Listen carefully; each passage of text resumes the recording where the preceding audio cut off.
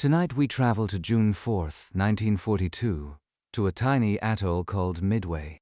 In the next few hours, the entire war in the Pacific pivots, not because of overwhelming force, but because of a handful of codebreakers in a damp basement, a dive bomber pilot who gambled on a hunch, and 6 minutes of pure, screaming chaos that turned 3 Japanese carriers into floating infernos before lunch. What really happened in those 6 minutes? How did a false water shortage message trick the enemy into confirming their target? And why did an entire torpedo squadron fly straight into death just to give the dive bombers their chance? Let's find out. 6 months earlier, Pearl Harbor lay in ruins, and the Japanese Navy swept across the Pacific like an unstoppable tide. They seized Wake Island, Guam, the Philippines, Singapore, and the Dutch East Indies. Their carrier fleet had never lost a battle. Their pilots were the most skilled on Earth, and the American Pacific Fleet, battered and outnumbered, was lurking somewhere beyond the horizon, waiting for a chance that most strategists thought would never come. Midway Atoll was almost laughably small. 2 flat sandy islands, barely 6 feet above sea level, home to a few hundred seabirds, some radio operators, and a runway just long enough to convince the Japanese it was a threat. But to Admiral Isoroku Yamamoto, the mastermind behind Pearl Harbor, Midway was the perfect bait. He planned to lure the American carriers into a trap, finish the job he started in December, and force the United States to sue for peace on his terms. The Japanese assembled the largest naval armada the world had ever seen.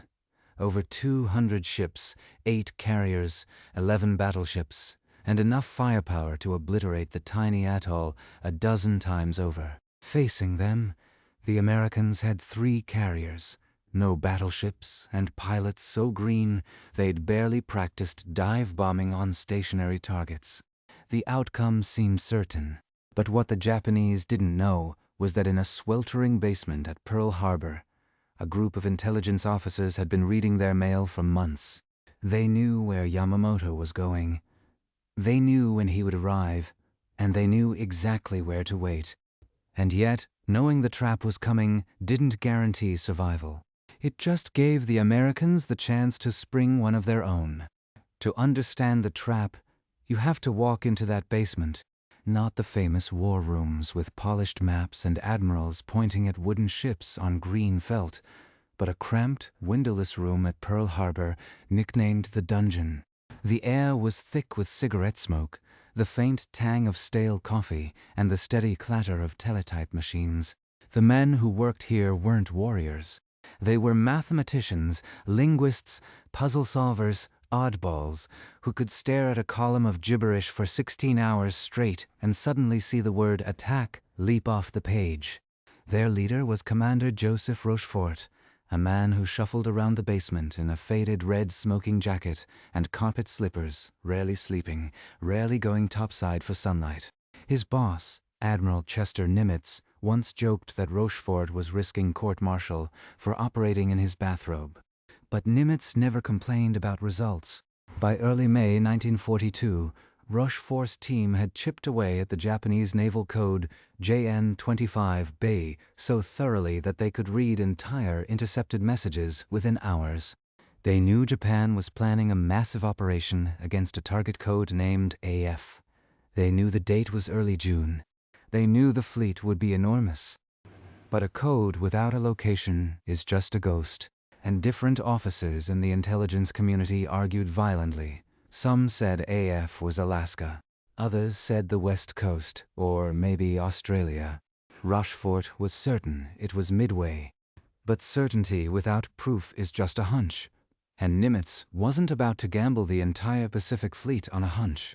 So Rochefort devised one of the most elegant tricks in the history of espionage.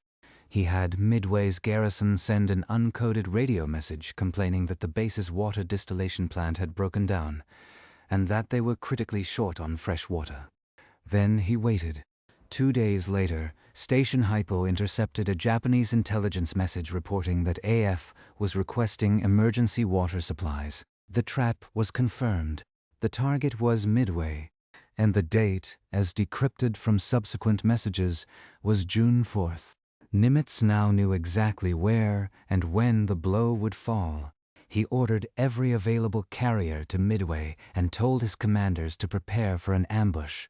But knowing the enemy's move is not the same as being able to stop it. The Japanese armada that left the home islands on May 27th was terrifying. 11 battleships, including the Yamato, the most powerful warship afloat, whose massive guns could hurl shells weighing as much as a small car. Multiple cruiser divisions. Over 200 ships spread across thousands of miles of ocean, all converging on a tiny speck of coral sand. At the tip of the spear were 4 of the 6 carriers that had attacked Pearl Harbor: the Akagi, Kaga, Soryu, and Hiryu. Their flight decks carried the most lethal naval aviators in the world. Men who had never known defeat, who had sunk battleships at Pearl Harbor, bombed Darwin, and smashed the British Navy at Ceylon. Their commander, Vice Admiral Chuichi Nagumo, was a cautious but competent officer leading an apparently invincible strike force. Opposing them, Nimitz had the carriers Enterprise and Hornet, hastily repaired after the Doolittle raid on Tokyo, and the Yorktown, which had been so badly damaged at the Battle of the Coral Sea a month earlier that Japanese intelligence had reported her sunk.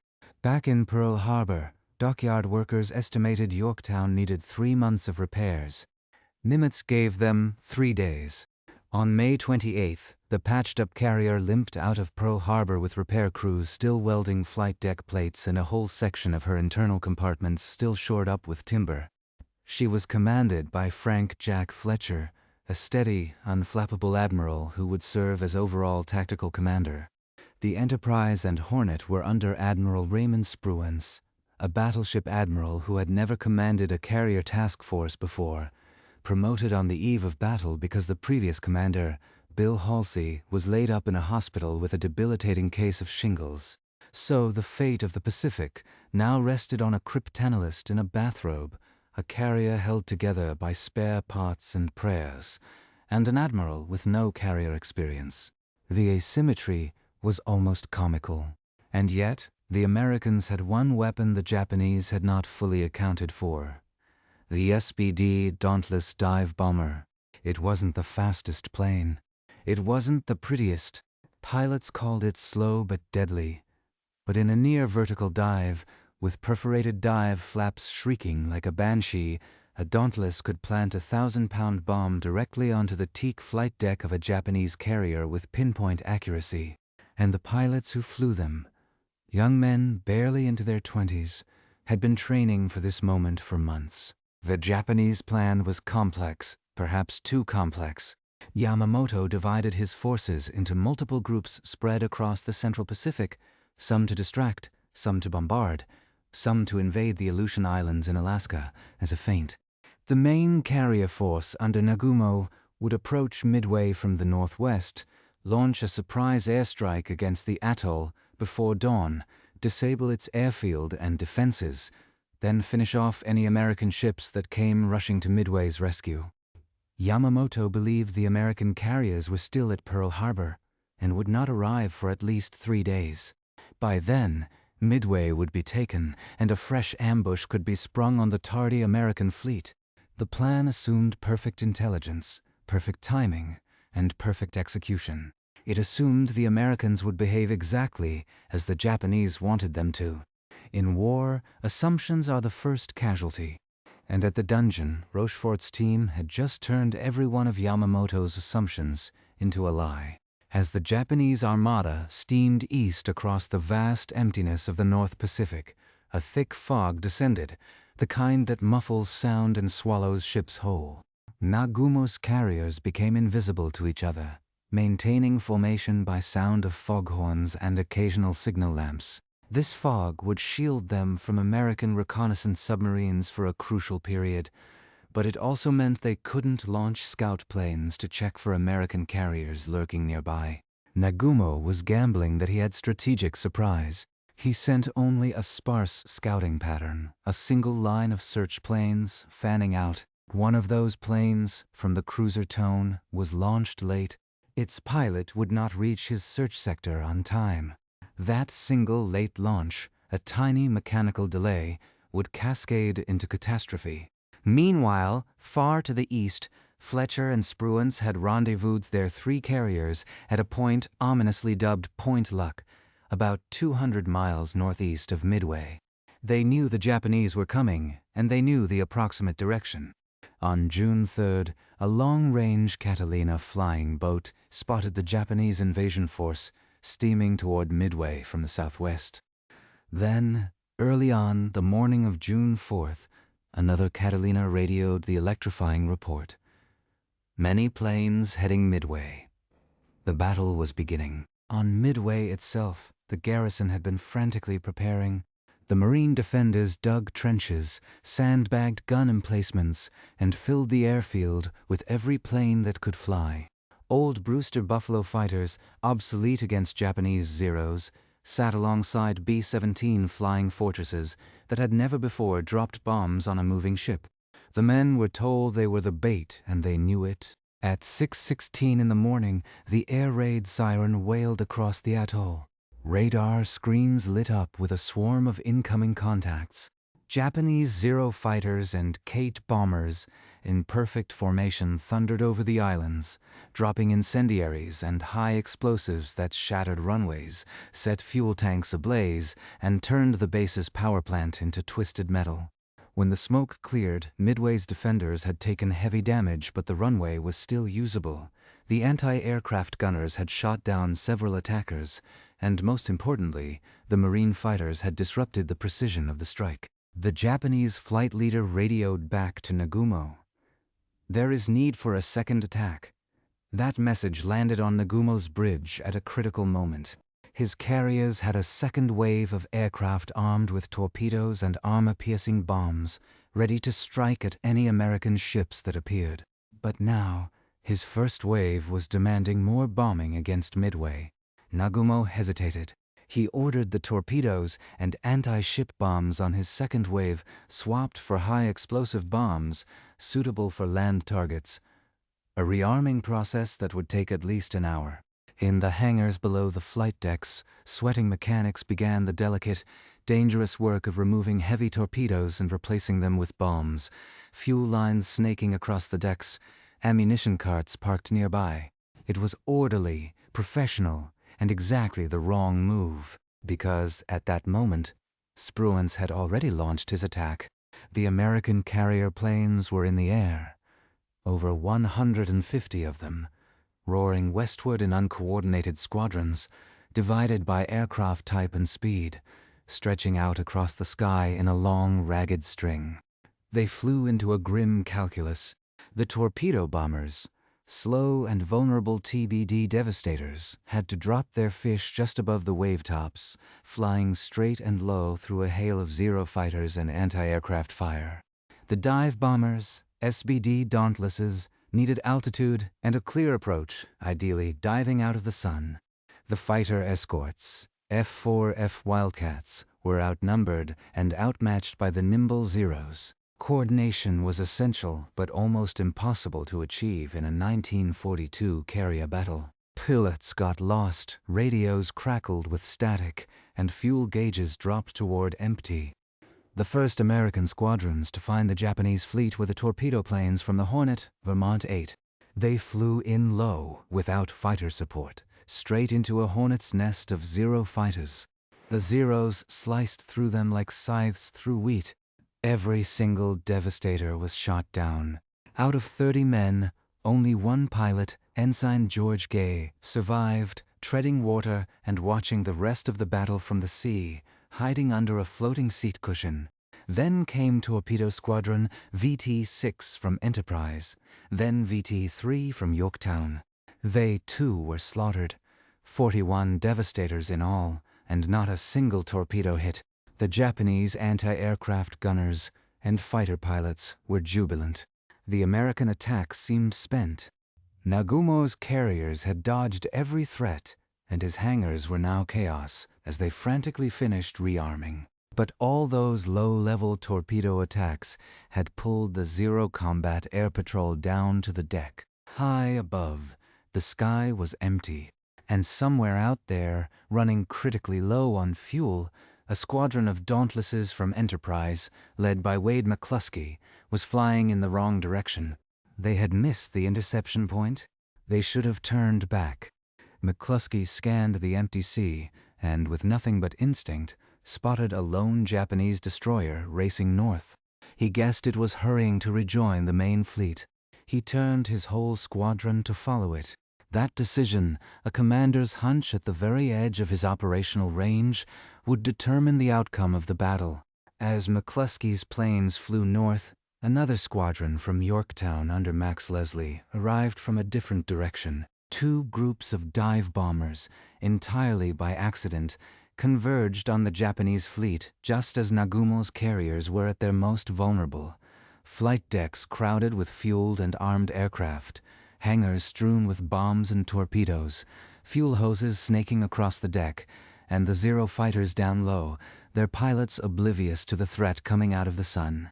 At 10:22 in the morning, a lookout on the Kaga screamed a warning. It was too late.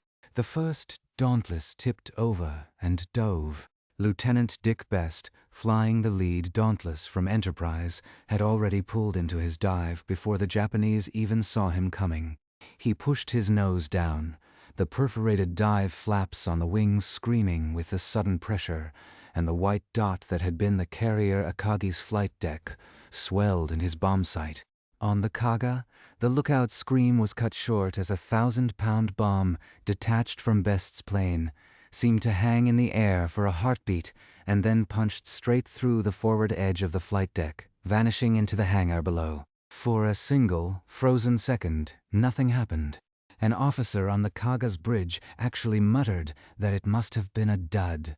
Then the bomb detonated among the fully fueled and armed aircraft packed cheek by jowl in the enclosed hangar.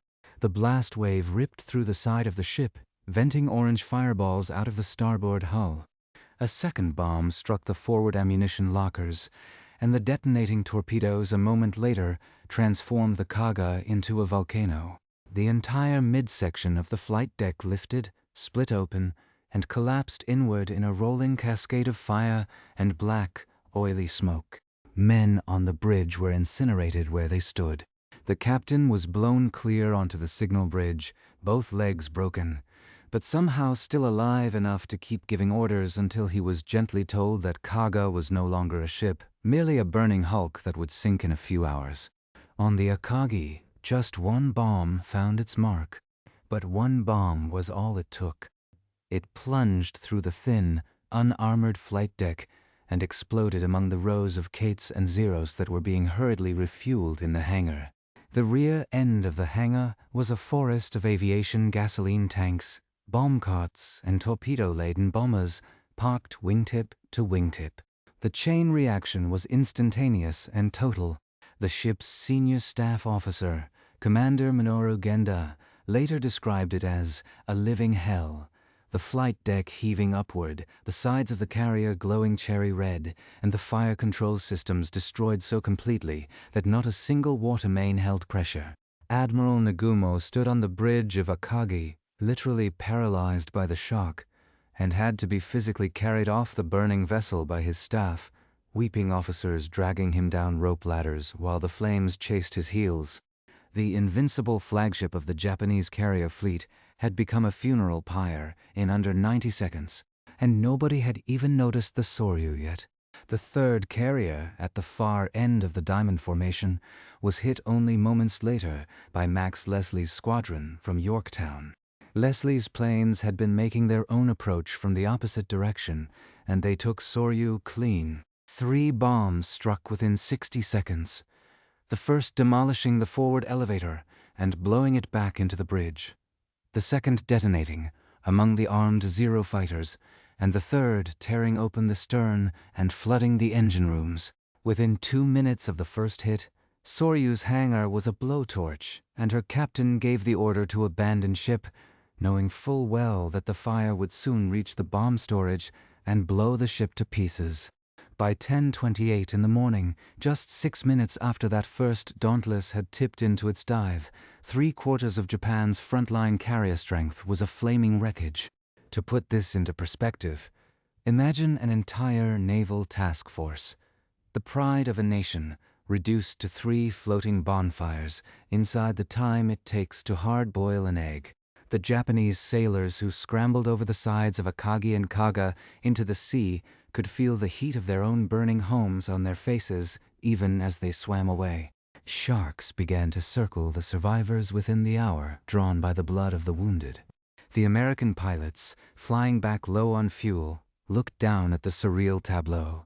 3 black smoke pillars visible from 60 miles away, a dozen shattered destroyers racing around like panicked ants, and the pristine blue of the Pacific, turning to an oily, debris-strewn brown in the wake of the explosions. But why had the Japanese carriers been so catastrophically vulnerable? It was not just luck.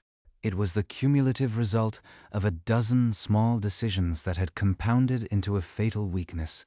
Japanese carrier doctrine, unlike American, kept most of their aircraft below decks in enclosed hangars rather than on the flight deck. This was meant to speed up flight operations, but it meant that when bombs started falling, the explosion was contained in a steel box, magnifying the force and making it almost impossible to fight the resulting fires. Japanese damage control was fragmented and lacked the deep institutional training of American crews, who had learned from Pearl Harbor that every sailor, from the cook to the gunnery officer, was a firefighter. On the Japanese carriers, only specialized teams handled firefighting, and they died first.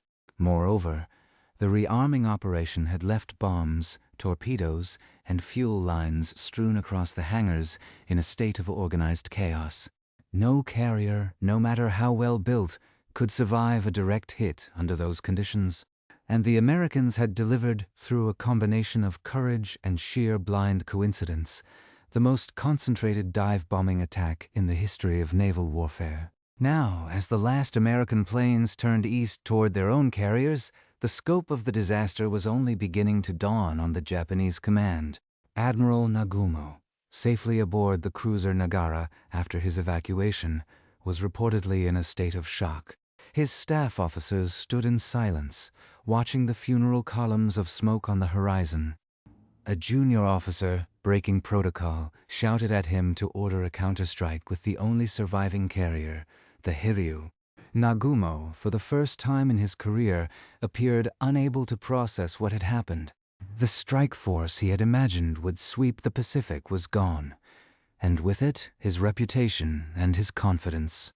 But aboard the Hiryu, Admiral Tamon Yamaguchi, a fiery and aggressive commander, widely considered the best carrier admiral in the Japanese Navy, did not wait for permission.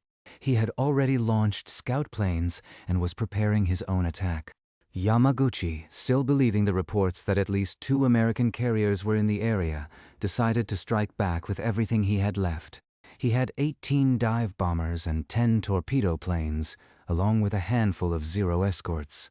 It was barely enough, but he knew that hesitation would only give the Americans time to find and sink his last carrier. So, shortly before 11 o'clock in the morning, the first wave lifted off from Hiryu's deck, heading east to find the American fleet. Meanwhile, on the American side, the mood was a strange mixture of triumph and grim foreboding. The pilots who had survived the attack were returning to their carriers, and the stories they told were almost unbelievable. Debriefing officers took frantic notes. 3 carriers burning, maybe a 4th, we don't know. Rear Admiral Spruance, calm and methodical as ever, studied the reports and knew the battle was not over. He had not yet located the Hiryu, and until that last carrier was accounted for, the American fleet was still in danger. The Yorktown, having absorbed the first wave of Japanese counterattacks earlier that morning, the Midway-based planes that had been swatted down with minimal damage, was now fully ready, her radar watching the horizon. On the bridge, Captain Buckmaster had a quiet confidence. Yorktown's damage control teams had worked miracles at Coral Sea, and they had her systems humming, but nobody could have prepared for what was coming. At 11:58, Yorktown's radar picked up the incoming Harrier dive bombers. They were flying high, very high, and coming in fast. The Wildcats that were supposed to shepherd them were mauled by a screen of zeros, and the American fighters could only shoot down a handful before the rest peeled off into their attack runs. The Vals, as the Japanese dive bombers were called, were relentless. They plunged through a sky laced with anti-aircraft fire that was so thick it looked like a curtain of black flak. The first bomb hit the flight deck just aft of the island, blasting a hole 15 feet wide and igniting the fueled aircraft parked there. The second struck the stack, sending smoke and hot gas down into the boiler rooms, forcing the engineers to shut down 3 of the ship's 9 boilers. The third bomb plunged through the forward elevator and exploded deep in the ship's bowels, close to the aviation gasoline storage, but miraculously did not ignite the fuel, or the ship would have been lost instantly. The Yorktown shuddered, slowed to a crawl, and began to belch black smoke that could be seen from the Enterprise, tens of miles away. A young signalman on Enterprise, watching the distant smoke, whispered, "They got Yorktown." The sudden reversal hit the American fleet like a physical blow. The carrier that had been dead just weeks earlier at Coral Sea, only to rise like a phoenix, was now apparently on her way to the bottom. The jubilation of the morning evaporated, replaced by a cold, silent fury. But below decks on Yorktown, the damage control teams were already at work, cutting power to threatened magazines, rigging portable pumps, and flooding compartments to counter the list. Within 90 minutes, the fires were under control, the flight deck was patched with steel plates and raw timber, and the boilers were relit. By 2 o'clock in the afternoon, Yorktown was steaming at a steady knots and had resumed flight operations. Her crew, bruised but unbroken, were signaling Enterprise that they were ready to continue the fight. It was one of the greatest displays of damage control in naval history, a feat of sheer willpower that convinced the Japanese that they had been hitting multiple carriers, when in reality, Hiryu's dive bombers had reported striking a single fleet carrier, which they believed they had left sinking. But Hiryu was not done. Yamaguchi had held back his torpedo squadron, and now he launched them, just as Yorktown was recovering. At 2:42 in the afternoon, a second wave of Japanese planes, this time Kate torpedo bombers, appeared on Yorktown's radar. They came in fast and low, their bellies barely skimming the wave tops, and the American defenses, distracted by the earlier attack, were slow to coordinate. The Yorktown's remaining Wildcats tried to intercept, but the Zeros again tangled them up in a knife fight over the water. The Kates split into 2 groups, executing a classic anvil attack, approaching from both bows simultaneously to catch the ship in a pincer. Captain Buckmaster rang up emergency flank speed and threw the helm hard over, but Yorktown, still wounded and sluggish, could not turn fast enough. 2 torpedoes struck her port side, buckling the hull, flooding the engineering spaces, and cutting all electrical power. The ship went dark and dead in the water, listing sharply to port. Within minutes, the order was given to abandon ship. Sailors slid down ropes into the warm water, forming a weary flotilla of life rafts and floating debris.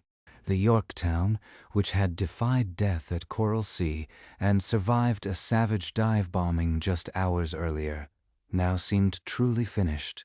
But the ship, stubborn to the last, refused to sink. She floated all through the afternoon and into the night, a ghost ship with fire still smoldering deep within her hull, waiting for an end that would not come for another day.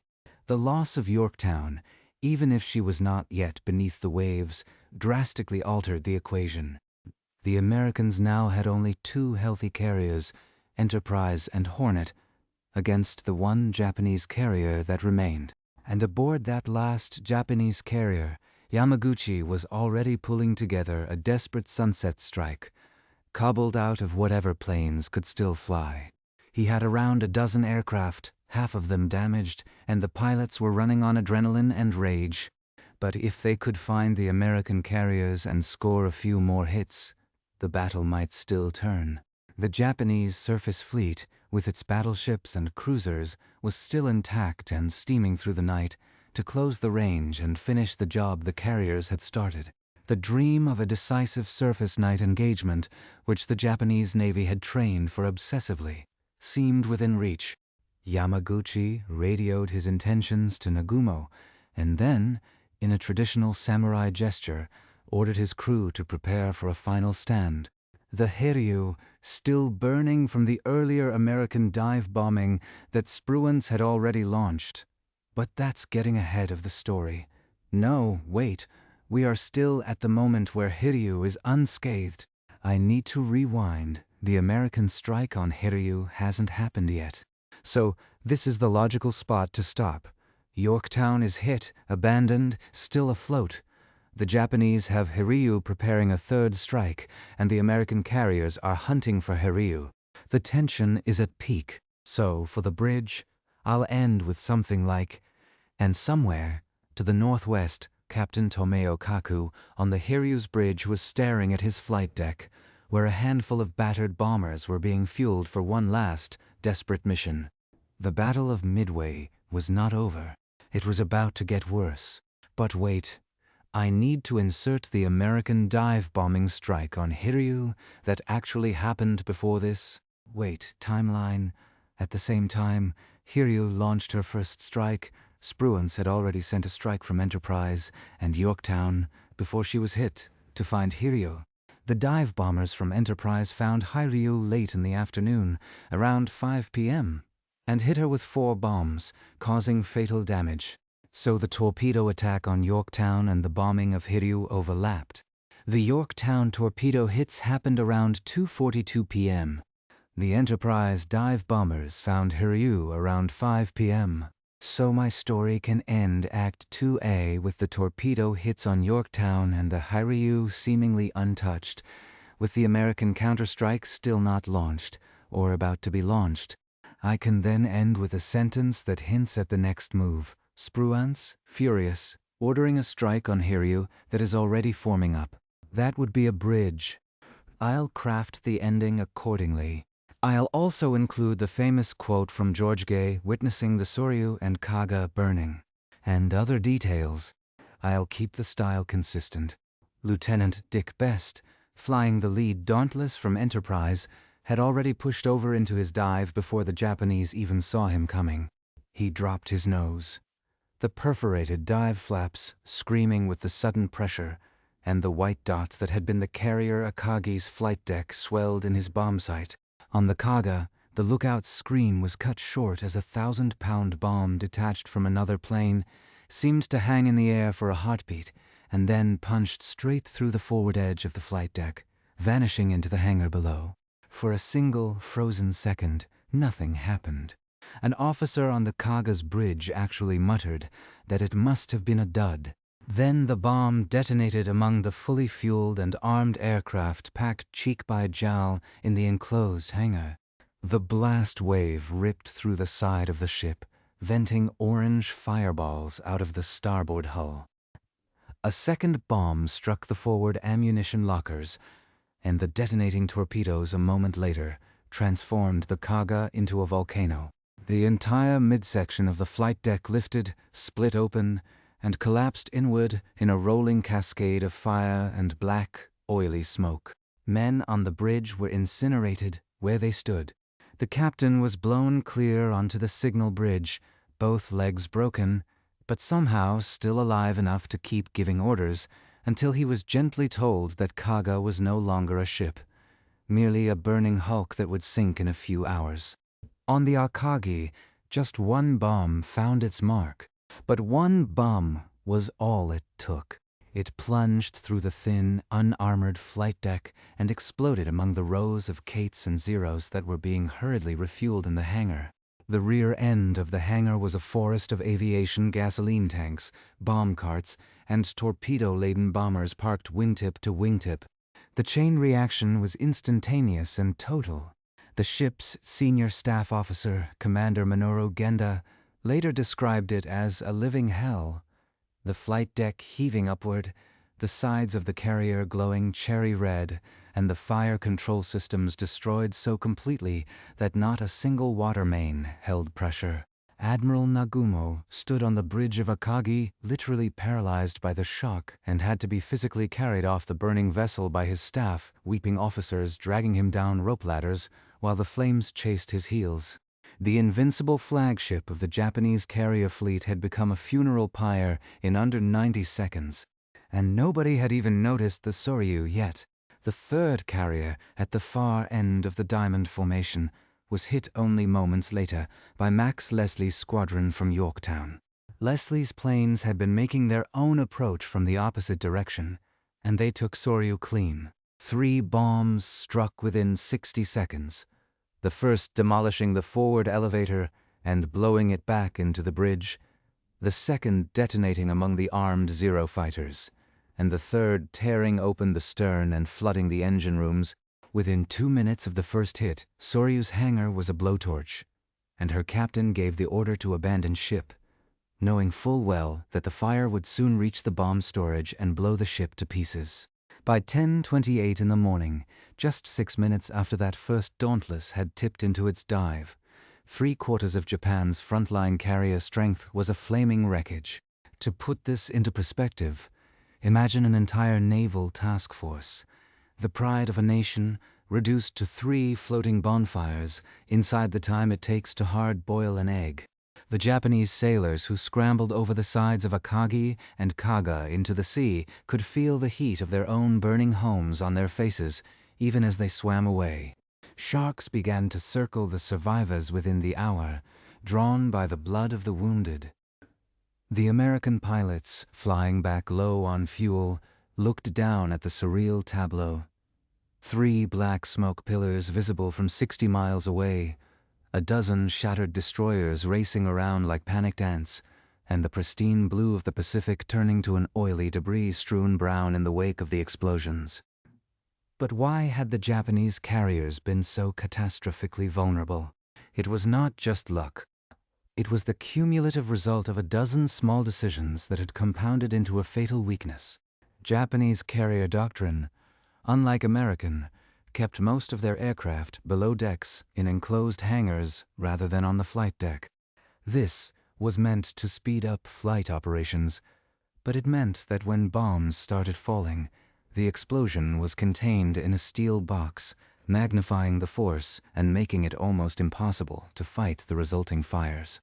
Japanese damage control was fragmented and lacked the deep institutional training of American crews, who had learned from Pearl Harbor that every sailor, from the cook to the gunnery officer, was a firefighter. On the Japanese carriers, only specialized teams handled firefighting, and they died first. Moreover, the rearming operation had left bombs, torpedoes, and fuel lines strewn across the hangars in a state of organized chaos. No carrier, no matter how well built, could survive a direct hit under those conditions, and the Americans had delivered, through a combination of courage and sheer blind coincidence, the most concentrated dive-bombing attack in the history of naval warfare. Now, as the last American planes turned east toward their own carriers, the scope of the disaster was only beginning to dawn on the Japanese command. Admiral Nagumo, safely aboard the cruiser Nagara after his evacuation, was reportedly in a state of shock. His staff officers stood in silence, watching the funeral columns of smoke on the horizon.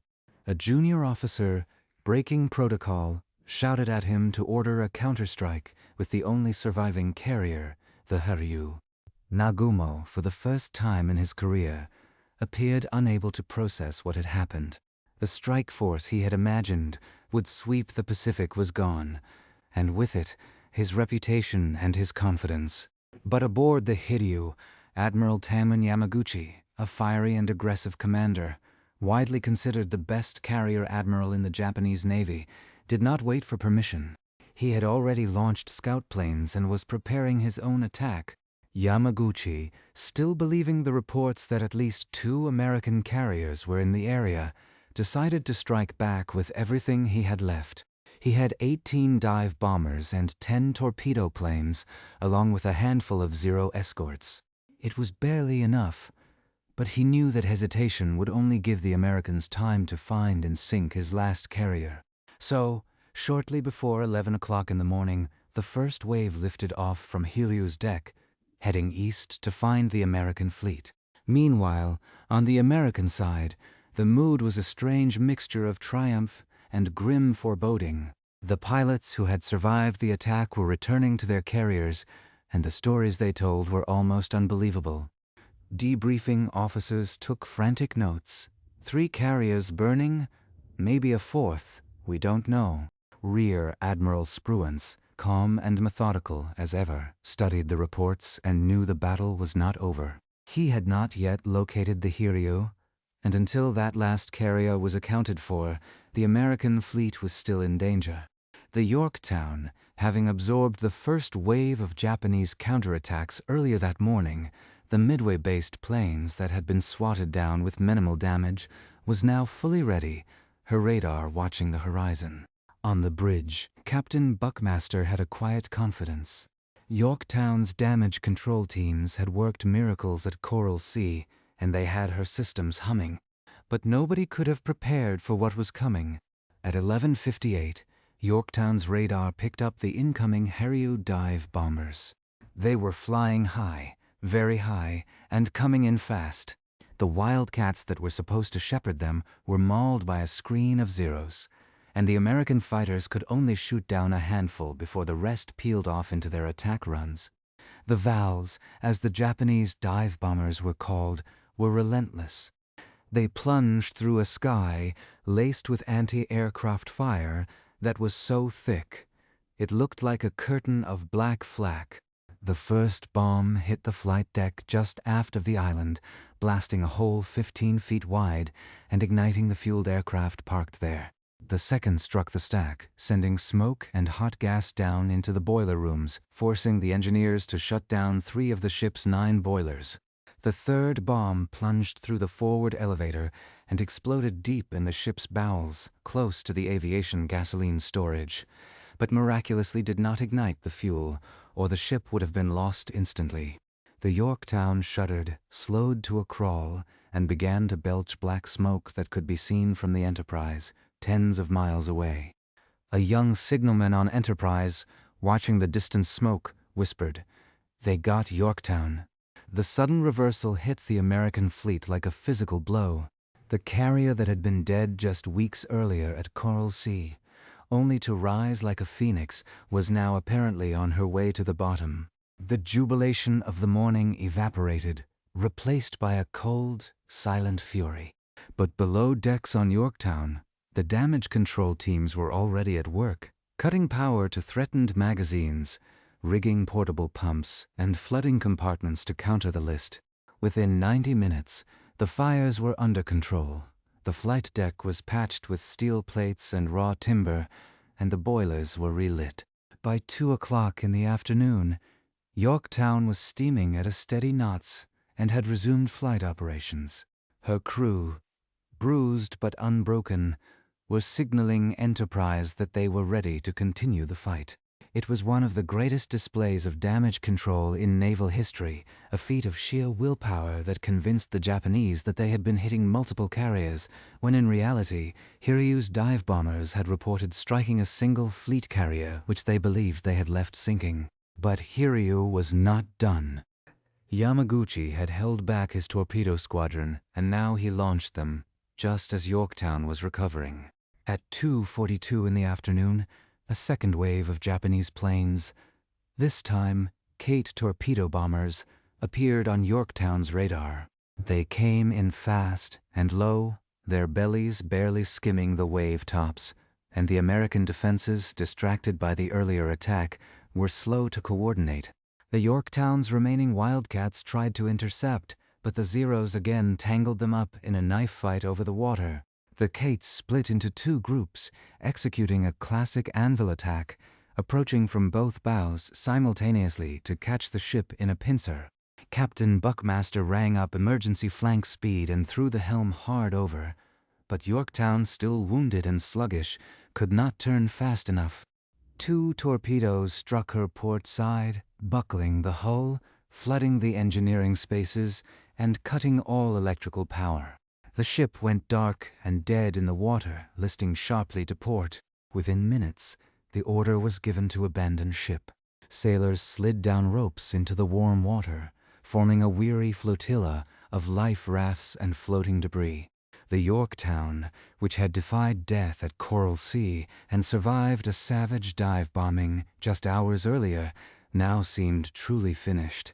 But the ship, stubborn to the last, refused to sink.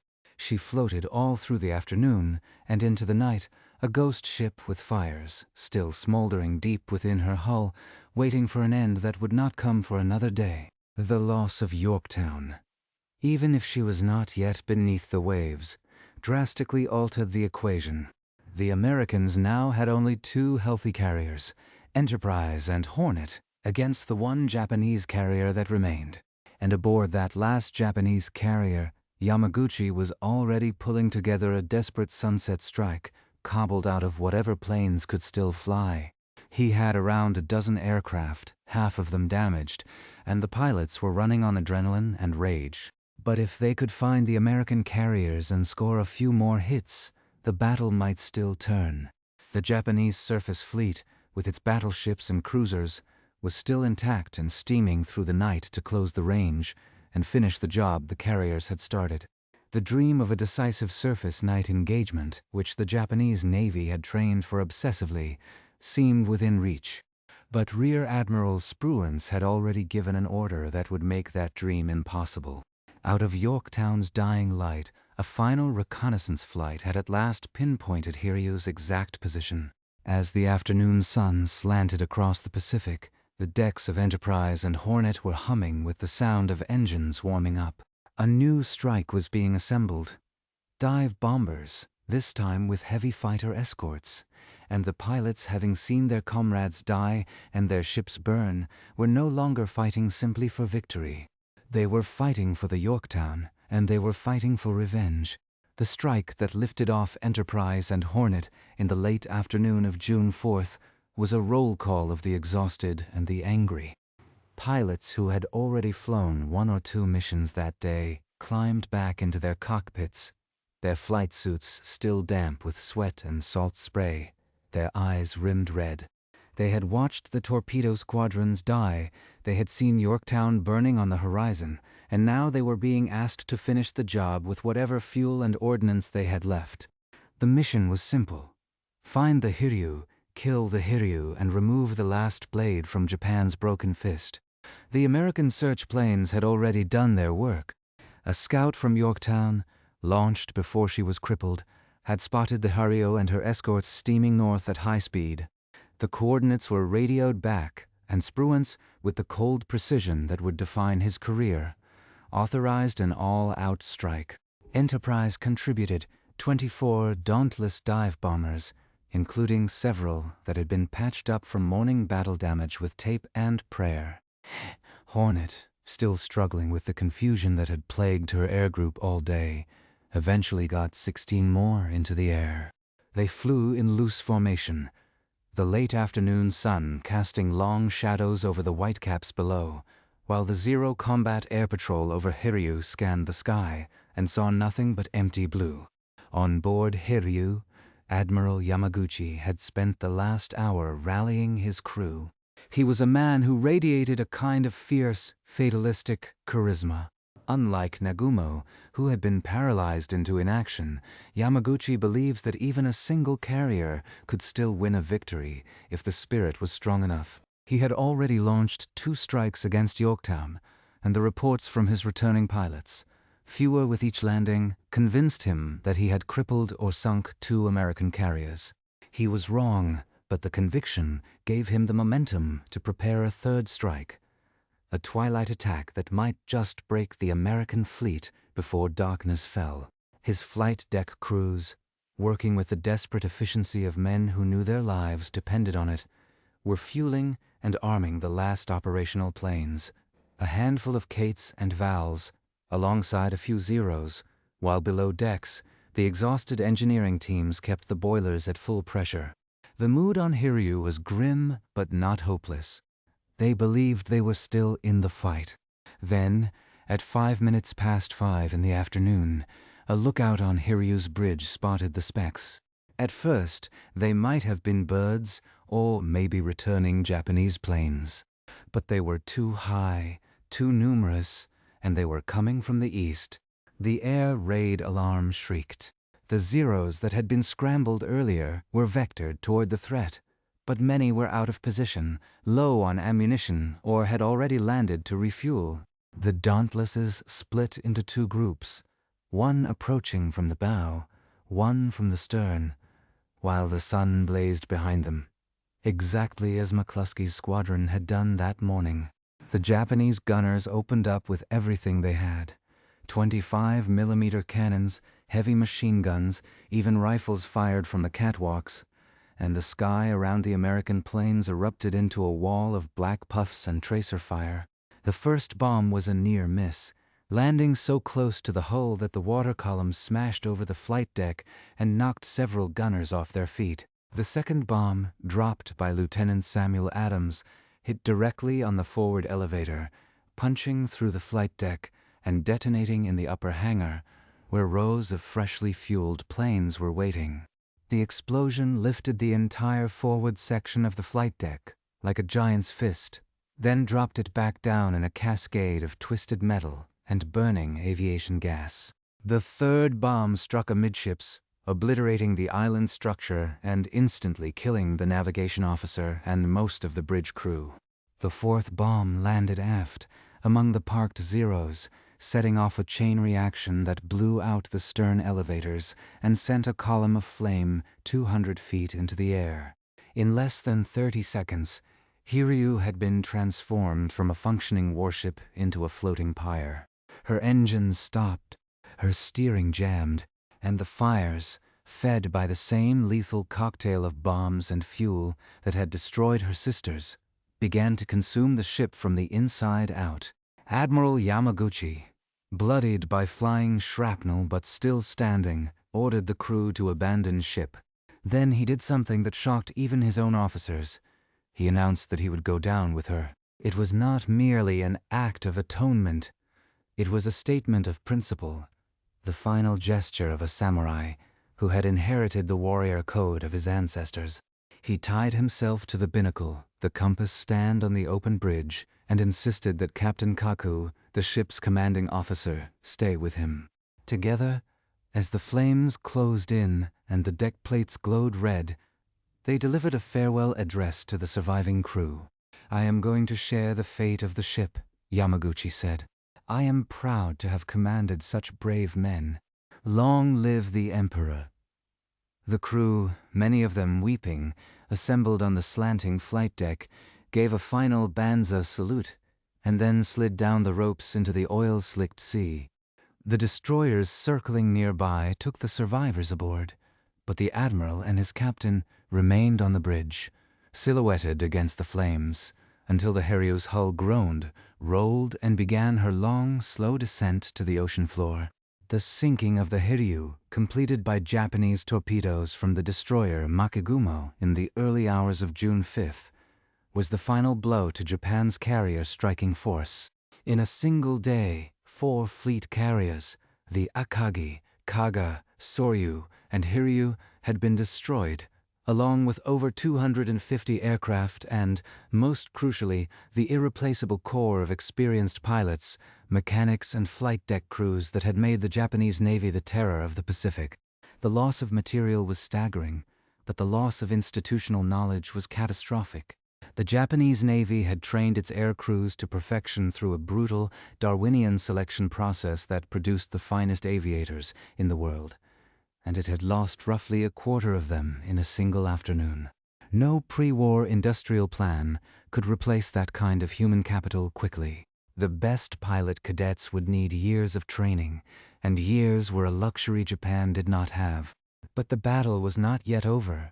As night fell on June 4th, Admiral Yamamoto, steaming hundreds of miles to the west with the main body of the Japanese fleet, received the reports of Nagumo's disaster. The news was so incomprehensible that some staff officers initially refused to believe it. Yamamoto's reaction was characteristically stoic. He ordered his powerful surface force, including the super battleship Yamato and a dozen heavy cruisers, to press eastward at maximum speed, hoping to catch the American carriers in a night surface engagement. The Japanese Navy had trained obsessively for night fighting, equipping its ships with superior optics, long-range torpedoes, and aggressive tactics that had never been truly tested against American battleships. If Yamamoto could close the range under cover of darkness, his big guns could shred the American carriers and their thin-skinned escorts, salvaging some measure of victory from the wreckage. But Spruance, wise to the Japanese love of night actions, did something that frustrated his own staff, but proved strategically brilliant. He pulled back. Instead of chasing the retreating Japanese carriers through the darkness, he ordered the American task forces to steam east, toward Midway, and away from the advancing battleships. This decision, cautious and unsentimental, infuriated some of his more aggressive aviators, who felt they were letting the wounded enemy escape. But Spruance understood that his primary objective was not to annihilate the Japanese fleet entirely. It was to protect Midway and preserve the American carriers. Charging blindly into the night, against an enemy whose surface forces still outgunned him 2-1, would have been reckless beyond measure. So the American carriers withdrew, and the Japanese surface ships, racing eastward through a moonless sea, found nothing but empty water. By 2 o'clock in the morning, Yamamoto realized the pursuit was futile. The American carriers were gone, and his own fuel reserves were dwindling. With a heavy heart, he canceled the Midway invasion and ordered a general withdrawal. The greatest naval armada in Japanese history turned around and limped home, having never even seen the enemy ships that had destroyed it. The sea did not rest, however. The Yorktown, stubbornly afloat despite 2 bomb hits and 2 torpedo blows, drifted through the night with a skeleton crew still aboard, fighting fires and pumping water. The next morning, a salvage party reboarded her, cutting away debris and preparing to tow her back to Pearl Harbor. The destroyer Hammond came alongside to provide power and support, her crew working frantically to stabilize the wounded carrier. It seemed, for a few hopeful hours, that the Yorktown might once again cheat death. But on June 6th, the Japanese submarine I-168, commanded by Lieutenant Commander Yohachi Tanabe, slipped through the screen of American destroyers and fired a spread of 4 torpedoes. 1 missed. 2 struck the Yorktown amidships, ripping open the temporary patches and flooding the remaining compartments. The 4th torpedo hit the Hammond, breaking her in half. The destroyer sank in less than 4 minutes, her depth charges exploding as she went down, killing dozens of sailors in the water. The Yorktown, mortally wounded, remained stubbornly afloat through the night of June 6th, as if refusing to accept her fate. But at dawn on June 7th, her list became irreversible, and she finally rolled over and slipped beneath the waves, her battle flags still flying. The carrier that had been pronounced dead twice before was gone. The human toll of Midway was stark but uneven. The Japanese lost 3,057 men, most of them trapped inside the burning carriers or killed by sharks, while waiting for rescue. The Americans lost 362 men, a fraction of the enemy's casualties, but every loss was a grief that rippled back to families in California, Michigan, and Maine. George Gay, the sole survivor of Torpedo 8, was plucked from the water by a PBY Catalina after more than 30 hours adrift, sunburned and delirious, clutching the cushion that had hidden him from Japanese strafing runs. His first coherent words to his rescuers were a complete and accurate report of the Japanese fleet's position and condition, a testament to his training and his astonishing composure. Meanwhile, the Japanese survivors, plucked from the sea by destroyers over the following days, carried with them the images of what they had seen: ships burning from bow to stern, the sound of ammunition cooking off like irregular thunder, and the faces of friends who had not made it to the life rafts. For Japan, the military disaster was compounded by an institutional instinct to conceal the truth. When the shattered remnants of the carrier fleet returned to the home islands, the wounded were quarantined, the survivors were sworn to secrecy, and the official communiqué proclaimed a glorious victory. The Japanese public, fed a steady diet of propaganda, had no idea that their navy had just suffered its worst defeat in centuries. Even the army, which had been planning its own offensives in the South Pacific, was kept in the dark. This culture of denial would persist throughout the war, as the Japanese High Command consistently overestimated its own capabilities and underestimated the industrial and human resources of the United States.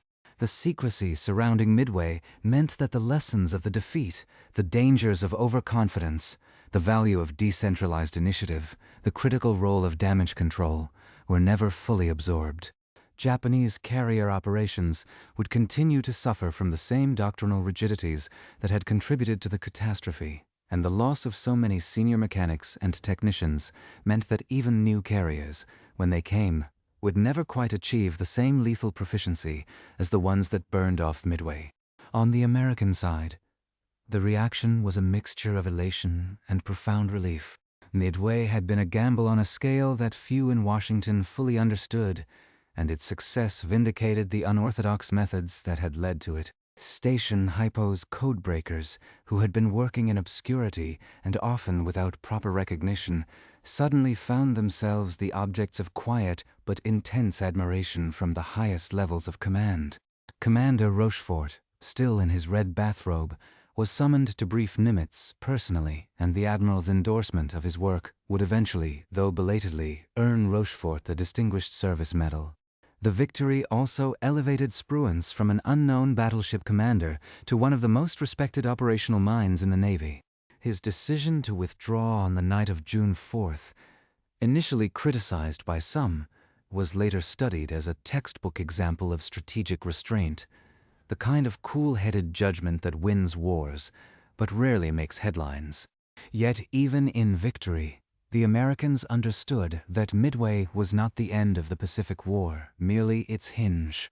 The Japanese still possessed a powerful surface fleet, including the Yamato and a dozen other battleships that had never fired their main guns in anger. They still held a vast belt of conquered territories stretching from Burma to the Solomon Islands, and their soldiers, whether defending jungle atolls or planning new invasions, remained tenacious to the point of fanaticism.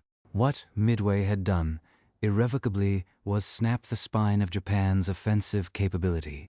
Never again would the Japanese Navy sail eastward with the intention of destroying the American fleet in a single decisive battle. From June 7th onward, the strategic initiative passed permanently to the United States. The island-hopping campaigns of Guadalcanal, Tarawa, Saipan, and Iwo Jima were now possible. The long, bloody road to Tokyo Bay had opened, and so, as the repair crews at Pearl Harbor began the painstaking work of patching up the surviving American ships, and as new Essex-class carriers began sliding down the slipways in Newport News and Brooklyn, the men who had fought at Midway looked back on what they had accomplished and forward toward the vast, uncertain campaigns still to come. They knew that the Pacific would demand more sacrifice, more heartbreak, and more long nights on dark, empty seas. But they also knew, with a certainty that no intelligence report could provide, that the tide had turned. Midway was the moment when the war pivoted, not because the fighting was over, but because the outcome was no longer in doubt. The question was no longer whether the Allies would win, but how long it would take, and how many lives would be spent to reach the end. The weeks after Midway were a strange, suspended time. At Pearl Harbor, the returning pilots walked off their flight decks into a world that had suddenly tilted on its axis. The base that had been a graveyard of sunken battleships just 6 months earlier was now electrified by an almost disbelieving joy. Sailors who had watched the smoke columns rise over Battleship Row in December now watched fresh paint being slapped onto the patched hulls of the Enterprise and the repaired Saratoga, which had arrived too late for the battle but would soon carry the fight westward. In the officers' clubs, pilots replayed the attack runs over glasses of warm beer, trying to piece together exactly what had happened in those chaotic minutes when the entire course of the war changed. The consensus arrived at slowly and humbly was that they had been unbelievably lucky. And the luck had been bought with the blood of the torpedo squadrons. Ensign George Gay spent weeks in a naval hospital recovering from the burns and exposure he had suffered while floating in the debris field of the Kaga. His story, once debriefed, became legend. He had watched the entire sequence of the dive-bombing attack from the water, seeing the Akagi explode, the Kaga roll over, and the Soryu burn like a torch. He had drifted through floating bodies and wreckage, shark fins circling constantly, and had been machine-gunned by a Japanese Zero that spotted his head bobbing in the water. He had submerged just in time, holding his breath until his lungs screamed, and when he surfaced again, the plane was gone, and the battle had moved on. He was the sole survivor of Torpedo Squadron 8, and when he finally returned to duty, he carried with him a photograph of his squadron mates that he would keep for the rest of his life. The Navy used his story as a recruiting tool, and Gay himself, with the quiet modesty of someone who had seen too much, never considered himself a hero, only a witness to the heroism of others. The codebreakers of Station Hypo, meanwhile, returned to their basement and continued their work, even as the rest of the Navy basked in the glow of victory. Joseph Rochefort, still in his red smoking jacket, was summoned to Nimitz's headquarters to brief the full extent of the intelligence that had made the ambush possible. Nimitz listened, asked a few pointed questions, and then, with characteristic understatement, told Rochefort that his work had been of inestimable value. But in the strange, political world of naval intelligence, success was not always rewarded. Rochefort's chief rival in Washington, a more polished and politically connected officer, had long resented the independence of the Hawaii station and used the post-Midway reorganization to sideline Rochefort, reassigning him to a desk job in San Francisco that had nothing to do with code breaking. The man who had predicted the exact time and place of the Japanese attack, the man whose water shortage ruse had confirmed the target beyond doubt, was quietly pushed out of the intelligence loop. It was an act of bureaucratic pettiness that still stuns historians today. Rochefort never complained publicly. He served out the remainder of the war in obscurity, and it was not until decades later, long after his death, that he was posthumously awarded the Presidential Medal of Freedom and the Navy Distinguished Service Medal. The dungeon had produced a victory that saved the Pacific, and the nation had almost forgotten to say thank you. Admiral Nagumo, who had lost 4 carriers under his command, was not immediately relieved. The Japanese naval hierarchy, desperate to shield itself from blame, kept him in command of the remaining surface forces for a time, and he would later lead the carrier flotilla at the Battle of the Eastern Solomons and at Santa Cruz. But the shadow of Midway never left him, and his reputation never recovered. In 1944, during the final defense of Saipan, Nagumo found himself trapped in a cave with no hope of rescue and no prospect of victory. Rather than surrender, he took his own life, a tragic end for a commander who had been handed an impossible task and had carried it out with the fatal hesitations that the Japanese system had bred into him. His body was never recovered. Admiral Yamaguchi's death was equally sealed by the code he lived by. His decision to go down with the Hiryu was, in the Japanese naval tradition, the ultimate expression of loyalty and honor, but it was also a needless loss of a brilliant, aggressive commander who might have contributed much to the later phases of the war. The Japanese Navy could ill afford to lose its best admirals to symbolic gestures, but the culture that demanded such sacrifices was the same culture that had led to the disaster in the first place. A culture of inflexible planning, rigid hierarchies, and a near mystical belief in the invincibility of Japanese spirit. Yamaguchi's death was mourned deeply, and his memory was held up as an example to future generations of officers. But some in the Japanese Navy quietly wondered whether his tactical genius might have been put to better use alive than dead. The physical remnants of the battle took longer to disappear. The Akagi, burning and abandoned, was scuttled by Japanese destroyers in the early morning of June 5, torpedoed to prevent her from falling into American hands as an intelligence trophy. The Kaga, shattered beyond recognition, sank about the same time, though the exact hour is uncertain. The Soryu, her hull glowing red-hot, was also torpedoed by her escorts. All three carriers came to rest on the deep ocean floor, more than 3 miles down, in a permanent darkness broken only by the occasional bioluminescent creature drifting past the rusted flight decks. For decades, their exact locations were unknown, and they became the stuff of legend among deep-sea explorers and naval historians. It was not until recent years, with the advent of advanced sonar and deep submergence vehicles, that expeditions finally located the wrecks. The images transmitted back from the abyss show carriers still bristling with anti-aircraft guns, their wooden flight decks consumed by time and pressure, but their hulls eerily intact, frozen in the final moments of their destruction. They are, in a very real sense, the last silent witnesses to the 6 minutes that changed the world. On the American side, the material aftermath was less visible but equally profound.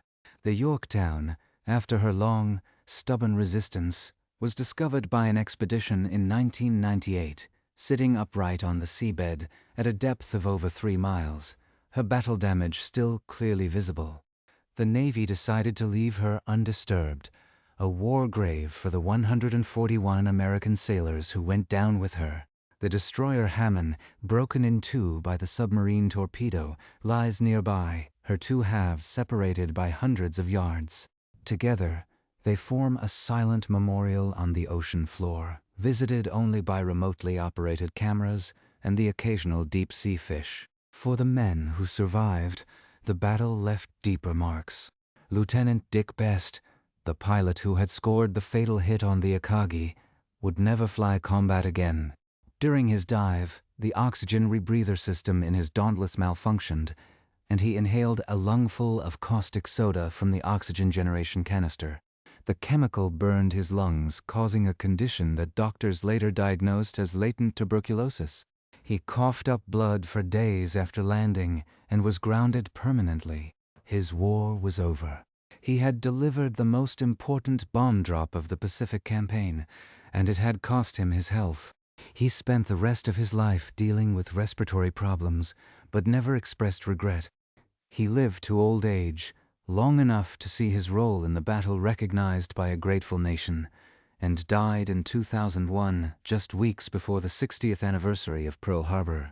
The commander of the Enterprise's dive bombers, Wade McCluskey, was awarded the Navy Cross for his decision to follow that lone Japanese destroyer, a decision that Nimitz later said had decided the fate of the task force. McCluskey, like many of the aviators, downplayed his own role, emphasizing the collective effort and the extraordinary luck that had placed his squadron above the Japanese carriers at the exact right moment.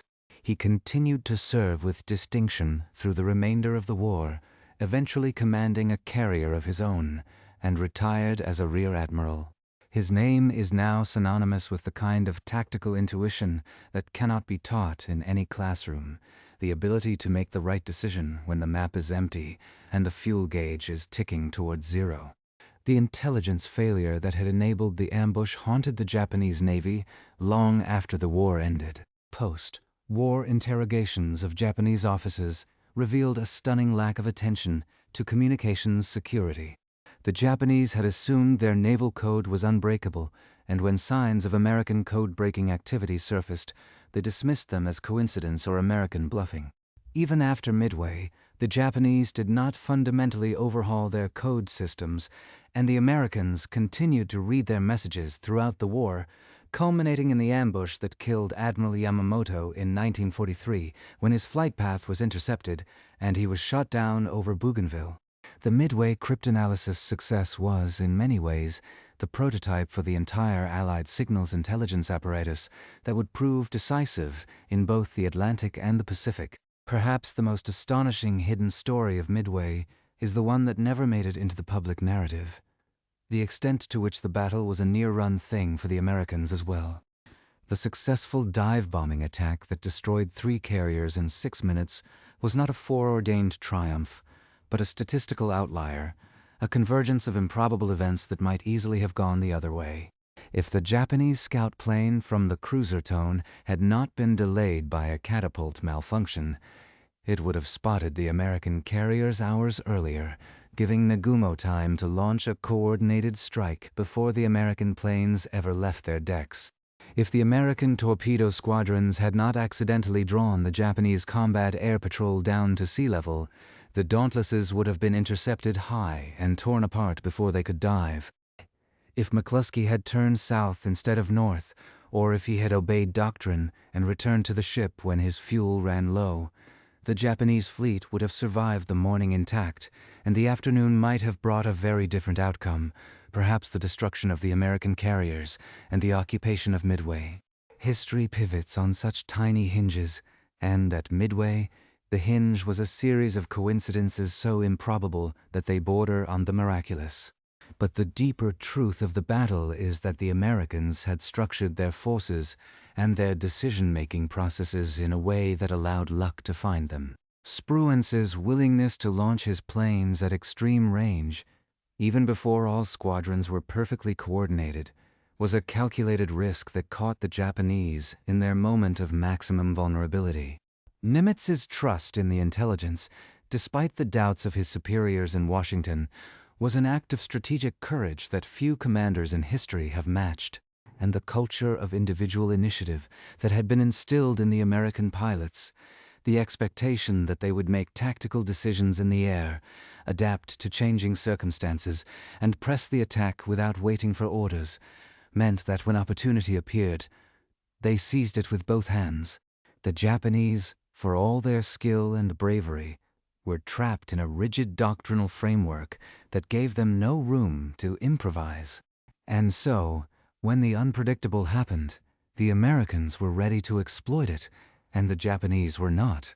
The strategic consequences unfolded with breathtaking speed. Within weeks of Midway, the Americans began planning Operation Watchtower, the invasion of Guadalcanal, the first offensive land campaign in the Pacific. The Japanese, stripped of their carrier air cover, were forced to fight a grinding war of attrition in the Solomon Islands that they could not win. Their battleships, still powerful, were increasingly reduced to nighttime bombardment runs and desperate resupply missions, while American naval aviation, growing stronger with every new carrier that joined the fleet, dominated the daylight hours. The Essex-class carriers, the first of which was commissioned in December 1942, began to arrive in the Pacific in numbers that no Japanese shipbuilding program could match.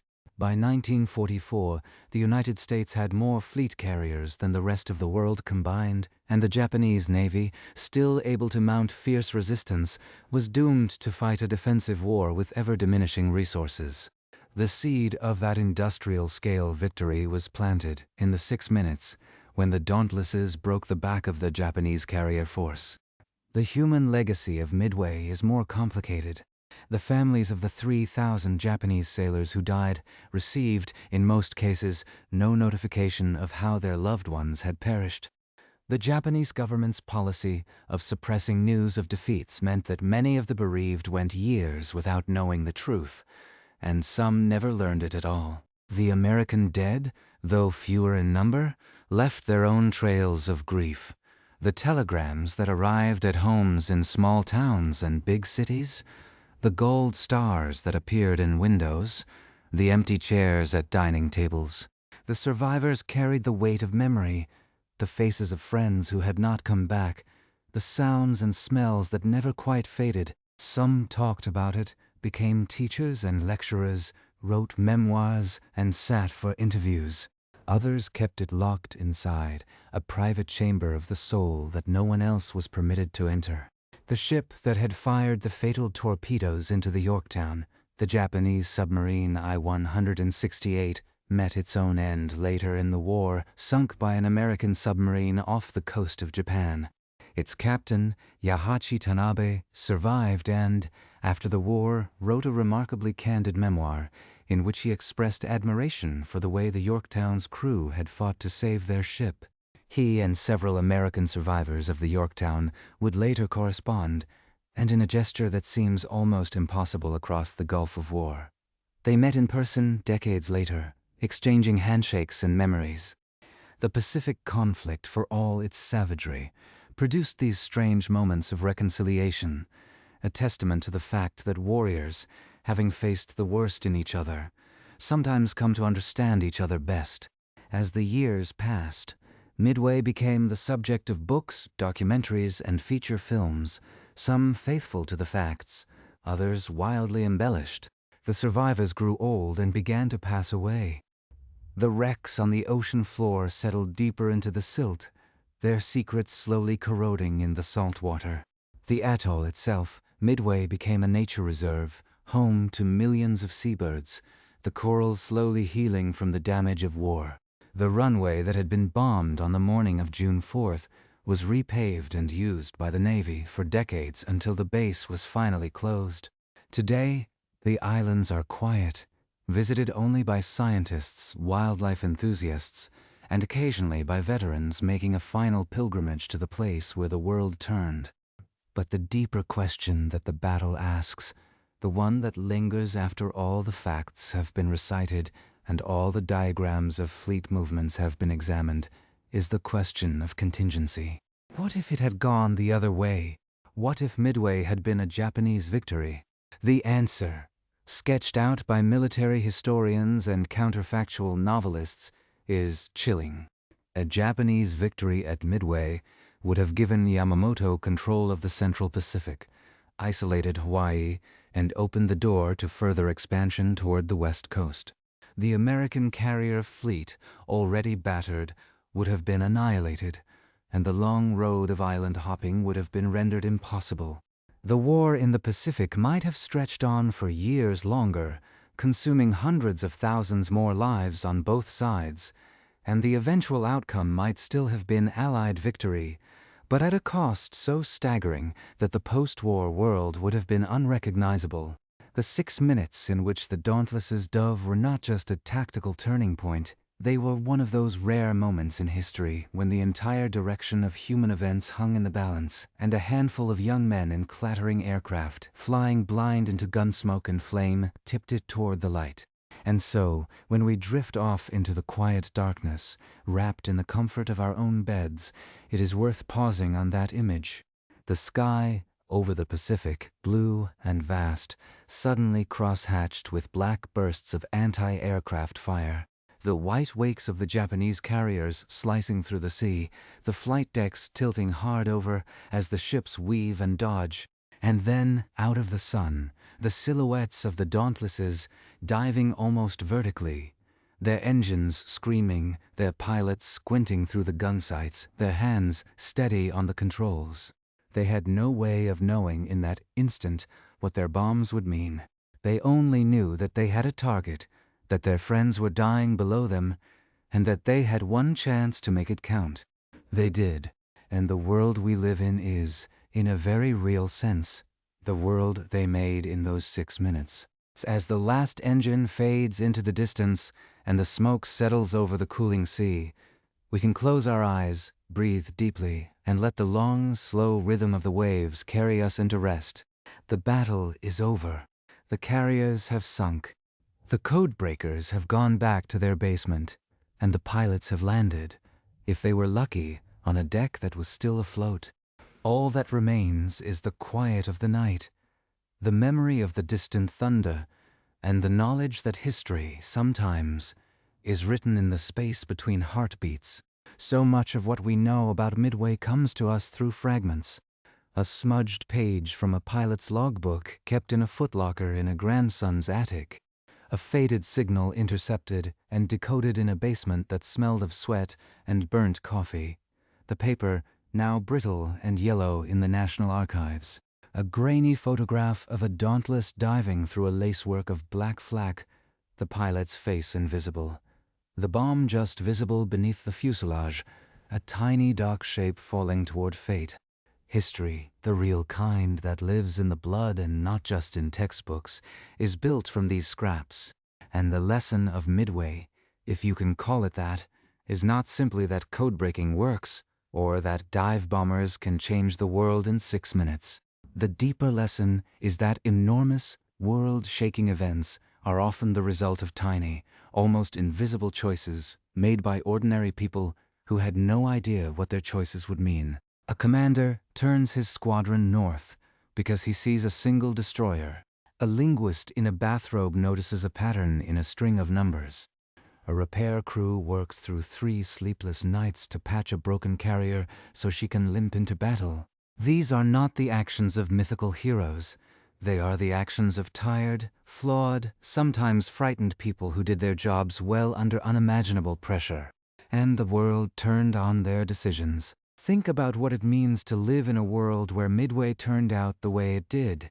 The ships that were built after the battle, the Essex-class carriers and the Fletcher-class destroyers, were laid down in American shipyards with the confidence that the Pacific was no longer a defensive holding action, but a highway to victory. The aircraft designs that were still on the drawing board in June of 1942, the Hellcats and the Corsairs and the Helldivers, were pushed into production with the knowledge that the pilots who flew them would be hunting a wounded enemy, not desperately fending off an invader.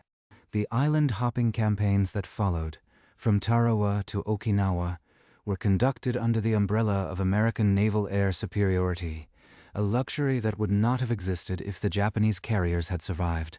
The entire rhythm of the war accelerated, and the eventual outcome, the liberation of the Philippines, the firebombing of Tokyo, the atomic bombs on Hiroshima and Nagasaki, and the surrender in Tokyo Bay, all of it flowed from the fact that on one June morning, the Japanese Navy lost the ability to project power beyond its immediate shores. History does not turn on a dime so much as it pivots on a series of small, cumulative moments. And Midway was the moment when the weight shifted permanently. But there is something else, something quieter and more personal, that the story of Midway leaves behind. It is the image of the young men who flew that day. The average age of a Dauntless pilot in June of 1942 was about 23. The Japanese pilots were similarly young, many of them barely out of adolescence, raised in a culture that told them death in battle was the highest honor. On both sides, they were boys who had been taught to fly in peacetime and then suddenly found themselves in the cockpit of a machine that was hurtling through a storm of steel and fire. They wrote letters home that they never mailed, kept photographs of sweethearts tucked into their flight jackets, and joked in the ready rooms with the forced nonchalance of men who were terrified but unwilling to show it. Some of them, like George Gay, survived by a miracle and spent the rest of their lives trying to make sense of why they had been spared when their friends had not. Others, like the Japanese pilots who burned in their cockpits or drowned in the flooded hangars, became names on cenotaphs.